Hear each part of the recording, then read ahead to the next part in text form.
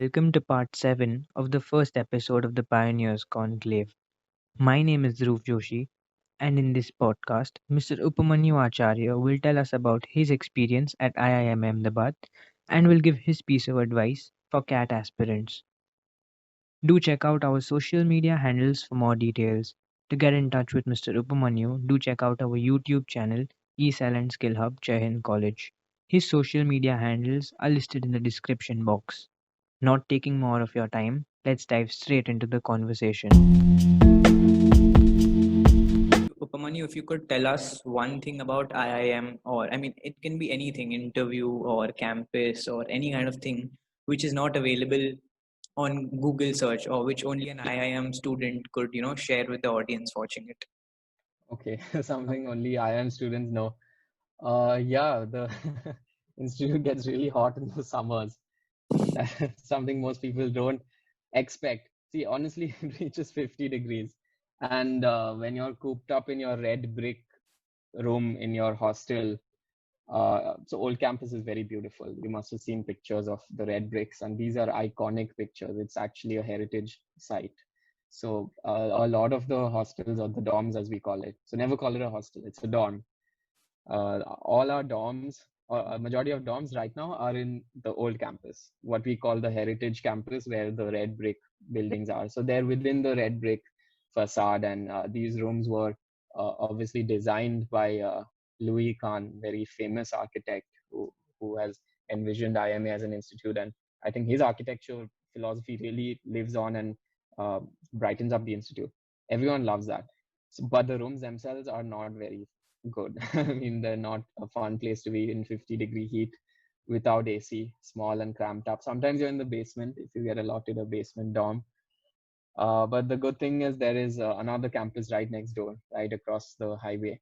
So we have an underpass in between those two. Uh, and I actually live in the new campus. So the new campus has a bit better facilities, but it doesn't have the same charm, because it has a more concrete facade, and there's very little red brick. So most of us spend the majority of our time in red brick campus, in the whole campus. And even more than that, maybe you guys don't know this, that the majority of an IMA grads or an IMA candidate's time is spent in the library. So anytime you've seen that LKP picture, Louis Kahn Plaza, the iconic IMA red brick with the lawn in front of you, right? That's what we call LKP. And right where that hole is, that's where our library is. The library is at the exact center of the institute. It's the heart of the institute. It was renovated 1 or 2 years ago, and most of us spend anywhere from 6 to 11 hours a day in the library. During the summers, we spend that much time for the AC, but other than that, yeah, we're actually studying. Coming to the next segment of the interview, it's about aspiring CAT students or aspiring people who want to get into IIMs or do pursue MBA later. So sometimes while preparing for CAT, you tend to get negative because of the pressure. Like you constantly need to study for several hours, and it just gets a little monotonous and hectic. So sometimes there's this mentality in students like I don't want to do this. Like just keep it aside. I can't deal with the pressure. So if Yeah. such a thing happened with you, how did you deal with negativity, pressure, or how did you deal with all of this? And what do you advise aspiring students who are dealing with this currently? Yeah, you're right. It is definitely a problem. And this is the biggest problem I would say students have when giving CAT. Because CAT is ultimately a fairly simple exam when it comes to learning concepts or anything. You just have to practice for it. But the real killer for that exam is the motivation to give it. So if you lose motivation midway, you're just not going to prepare enough. And there's 200,000 students giving the exam, so there's always going to be someone more motivated than you.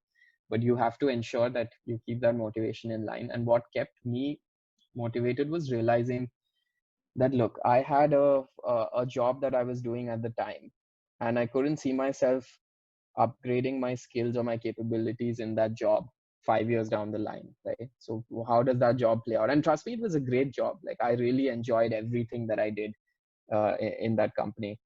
But I was thinking, like, 5 years down the line, what am I, where am I going to be, what do I see myself with, right? And then compare that with your goal, which is 5 years down the line as an IMA grad, where do you see yourself, what are you going to be? And so it's not just your personal experience, what you like. A lot of people don't love their job. In my case, I really liked it. So the motivating factor for me was what comes next. How do I upgrade? Where do I see myself being 5 years down the line? Do I see myself in San Francisco working at Coinbase, or do I see myself, in Andheri continuing to work at a startup or something? So that was the difference for me. And then that's what motivated me. I'll tell you, realistically, money is a big factor. So for most people, most non-engineer grads who are not from top colleges, they won't be getting the best job offers that the country has to offer straight out of college, right? Money plays a huge role in that. But then suddenly you give an exam and it's only 4 to 6 months of preparation, and that money factor really changes after that. 2 years after graduating from any IIM, you're definitely upgrading the ceiling of your salary. So whatever the ceiling would be raises by a lot. So that is something that opens up doors to you. So it's not always about things that you like doing. If you really have a need to, let's say, support your family, your parents, it's something that almost you need to do, not that you want to do.